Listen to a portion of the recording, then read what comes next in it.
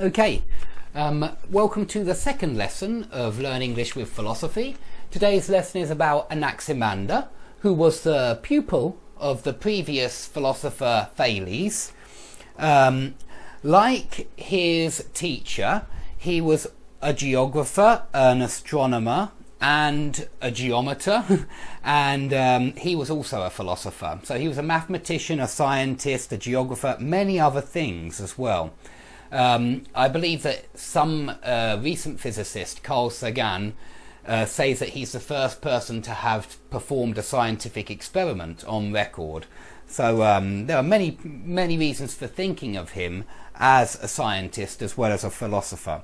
One of the reasons I'm making this course is to, in my mind, understand the difference between science and philosophy, because I think there's a very important difference which maybe we've forgotten nowadays. So Anaximander, he predicted an earthquake, just as Thales predicted an eclipse. He predicted an earthquake. He described the movements of the planets, and he was one of the first to observe that the sun rotates on an inclined axis. And he used this to explain the seasons, which is of course what we teach children when they're at school about why summer and winter have longer and shorter days, for example. It's all concerning the axis of the earth being an inclined plane. So we can thank Anaximander for that. He was he was a monist like Thales, so he believed in only one type of stuff. But he believed that all matter, all stuff, everything in the universe, it all had a beginning and an end in what he called the apeiron. I don't know how to pronounce this. I'm sorry, I have no idea of Greek language and ancient Greek. I have no idea. But this meant the indefinite. It's usually translated as the indefinite, undefined. It has no definition.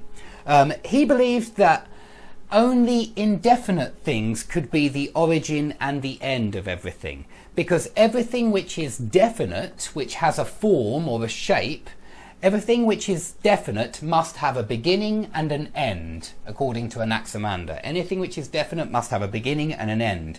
And so that where it begins and that where it ends, it must be the indefinite.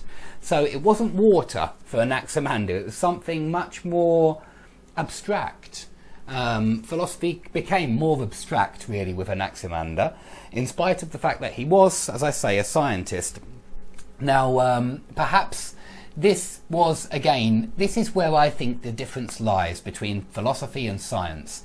This proves that Anaximander was a philosopher. He's using his intuition here. It's something which he can't prove. You can't prove the unprovable. You can't prove the existence of something which is so indefinite.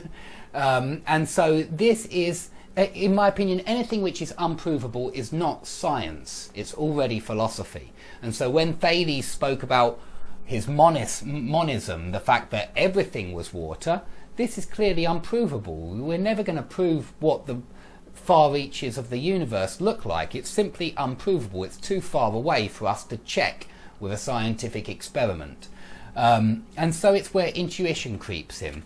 In my opinion, nowadays, many cosmological